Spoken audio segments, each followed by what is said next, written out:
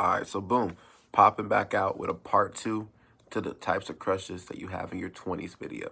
Now, if you haven't seen that video, go back and watch it. Link's going to be in the description. Other than that, thank you for stopping on this video. We're going to get right into it.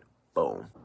All right, guys, so popping back out with a part two to this video, types of crushes. Remember part one, I basically went through types of crushes that you're going to have in your 20s. Now, I also say you can have these crushes in your teenage years, in your 30s. Just in your 20s, it's kind of when you're becoming who you're going to be for the future, you know? So this is when you kind of go through this transition, when you're starting to realize the type of people that you like. Therefore, you're going to develop a few different types of crushes, and this is the second part of that. All right, so boom. First crush we're going to be talking about is the gym crush. Now, everybody's had this crush at one point in your life. The gym crush is just somebody who you see at the gym often, obviously. You don't talk often or at all, but you notice each other, okay? Even if it's that one-sided relationship, which is admittedly a little bit creepy, but, you know, you at least notice each other's presence. You know what I'm saying? You might even know their entire schedule, but hey, it's okay. It's not creepy at all. You're just being conservative, right?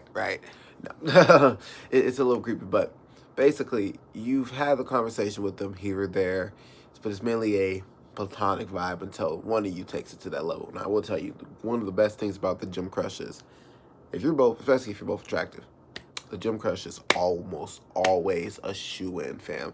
You can actually build real relationships from this. Now, most of the time, it does start off as a physical and sexual attraction. You know, you're looking at them and like, okay, you like how they're working now, you like their body. You know, maybe after a few conversations, you like the personality, but realistically, it is normally a physical exchange.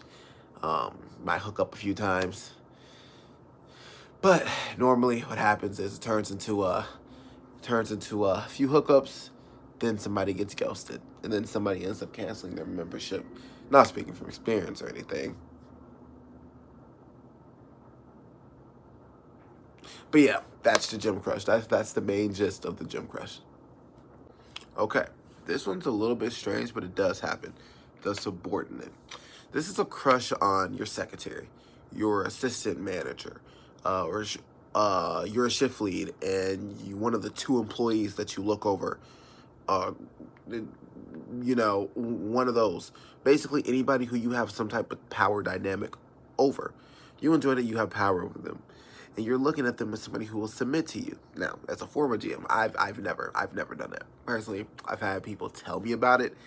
I think it's a little iffy because that's a little going on a not necessarily predatory vibe because you know they can be over the age 18, but it's just a little weird to me. You know that the person's working for you and you're liking them because you feel like, oh yeah, no, they're showing great qualities of a lasting partner. Yeah, bro, it's because they have to listen to you for their job. That's kind of what they have to do, you know.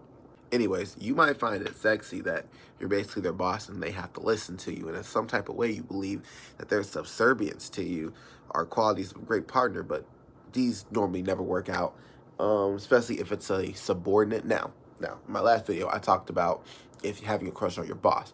That's a little bit different. But when you have a crush on a subordinate, most of the time, you never want to actually jump at that.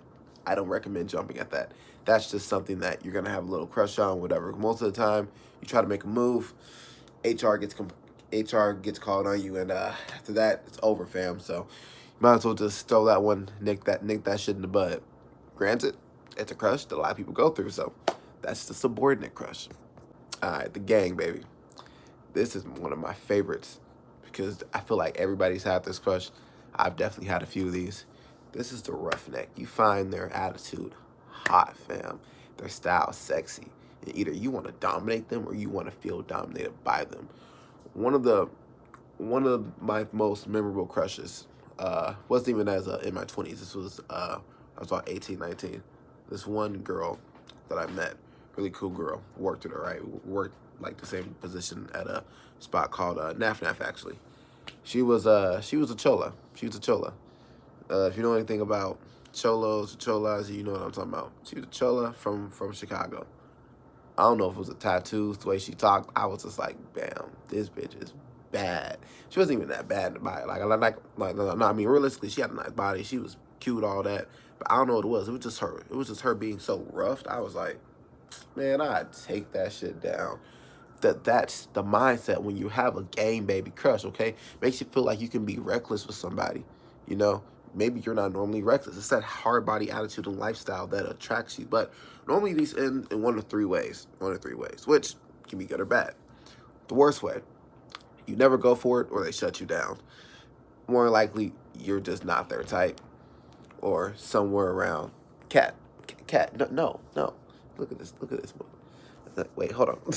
But anyways, it's somebody who you may really like, but they might not look at you the same. They might not even like the type of person that you are. Or you go for it and you become a hood motherfucker yourself, okay? Or you go for it and you change their entire life around. That is the best. That right there is something I've seen a lot, and I love it. Because not only are you getting that nice, sexy, hard-necked person, but you're changing them into a better person. You're changing them into somebody who's more meaningful to society. And with doing that, they become like a gangsta at home, but in the streets,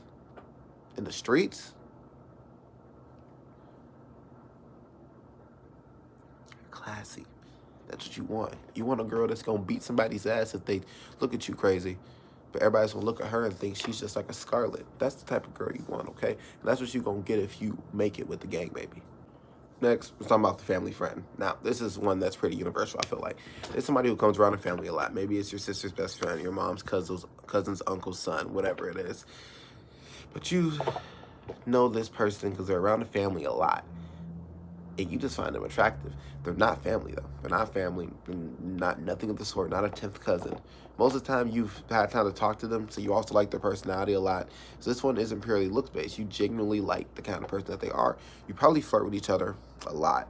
It's painfully obvious you're in love with them.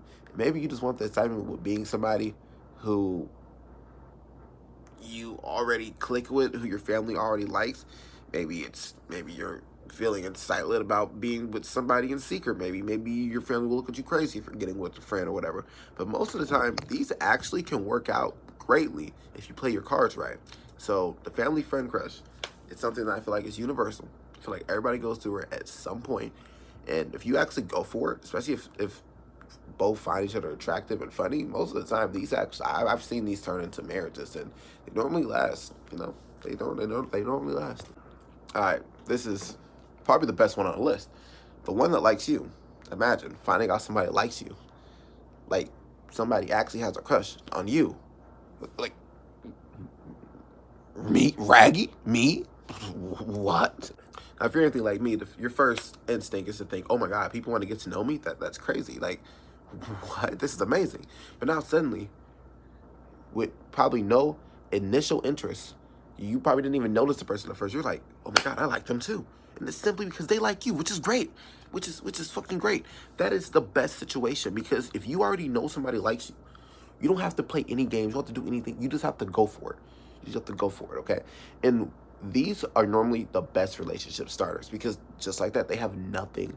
They have nothing, absolutely nothing that's going to deter anything from the start, because you already know this person likes you. This is kind of how my relationship started out. I've been with my girl for 6 years.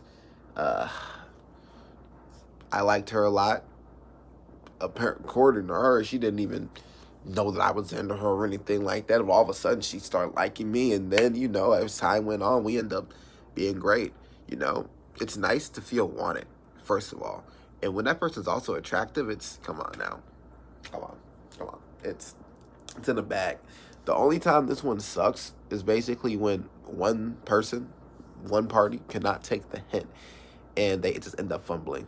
A lot of times people just can't take a hint, which is pretty annoying, especially when someone's making it extremely obvious. But I've seen it where it's obvious somebody really is into somebody, but the other person just doesn't notice. That's happened to me before too. I've had friends make it extremely obvious that they were into me, and I didn't even notice until like 2 years later, and I'm just like, they were shooting their shot at me, and I'm just over here like, yeah, no, I could never look at you like that. The whole time I'm thinking, man, I destroyed that shit. The one that likes you, best case scenario. The gay crush. Now, a lot of the times, especially if you don't go that way, this is more of an admiration than a crush. Like me, I'm a musician. I look at somebody like Justin Bieber and like, wow, that is a really talented young man. Someone like The Weeknd, extremely talented. Billie Eilish's brother, extremely talented. And I'm like, I would love to aspire to be such a great musician one day. This motherfucker is amazing. Then they also look good too. You know, I'm a straight man, but I can acknowledge when another man looks good. No homo. Now, there's the other side of the gay crush. This is when you're normally straight. And you look at a man or a woman, if you're a woman, and you're just like, man, I definitely go gay for them. For instance, one really popular gay crush among straight men, Ryan Reynolds. Personally, I never really understood it. I think Ryan Reynolds is funny sometimes, but people love, like, dudes love Ryan Reynolds. When I remember when I was in high school, you would ask guys, if you were to ever go gay for anybody, who would you go for? 99% of the time, Ryan Reynolds was right there, and I never understood it. I thought he was a funny guy, but I've had some friends tell me they jumped their bones for Ryan Reynolds. That's kind of crazy to me, but hey, that's what the gay crush is, okay? And I've seen attraction to the same species, to the same gender, but you're not, or are you? Maybe you don't know. Who knows? The hot neighbor. This is also one of my favorite ones. To live across the street from your parents' house. Or maybe you're single and they live upstairs. This is the hot neighbor that you know nothing about. This one is accessible and extremely attractive. Okay, what drives this crush is that you'll probably never say anything to them besides a hello or maybe a dang after they don't hold the door open for you.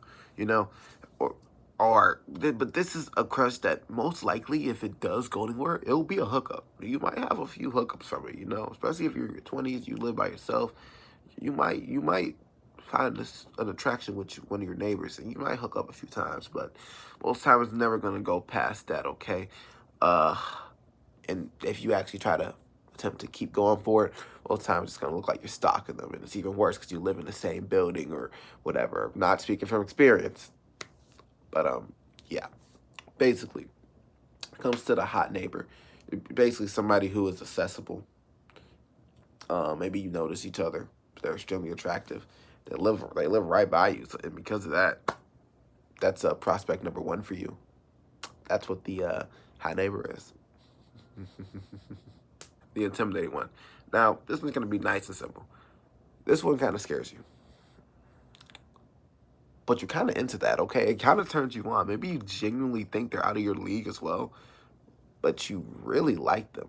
Me personally, I don't believe anybody is out of my league, but I will say I have met a few women, and those women have been some scary ass motherfuckers. There was this one girl I used to talk to, really cool girl that I was just cool with.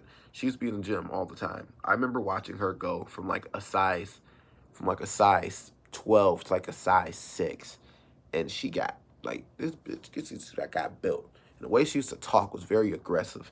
And originally, I never really found her that attractive. I never found her attractive. But once she started talking aggressively, I was just like, oh, say that shit again. You know, like, it turned into one of those. She intimidated me. I'm not going to lie. And for me to get intimidated by a woman is crazy because she was all of, like, 5'1", fam. She was all of, like, 5'1", but she was, I don't know, the sexiness, the body, everything. Her screaming sometimes, just, You want to feel dominated by your crush sometimes. And that's how the intimidating one is. The E-crush. I feel like this is one of the most popular ones in society nowadays. This is just a Facebook friend, an account of Instagram that you follow, a Snapchat friend, a very intriguing LinkedIn profile, okay?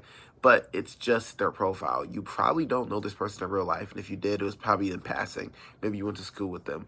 But the fact that you don't know it makes them easier, and you find them attractive. You can make this entire fantasy in your head about how they would actually be if you were to meet, but you're probably never going to actually reach out and meet them. Maybe a naughty DM here, maybe a picture there. And these can lead to relationships if you actually lock in and you try to go for it. But most of the time, these are just a fantasy on good looks. And when it comes to that, maybe you're scared of rejection as well. You're just going to keep very creepily stalking their Facebook profile.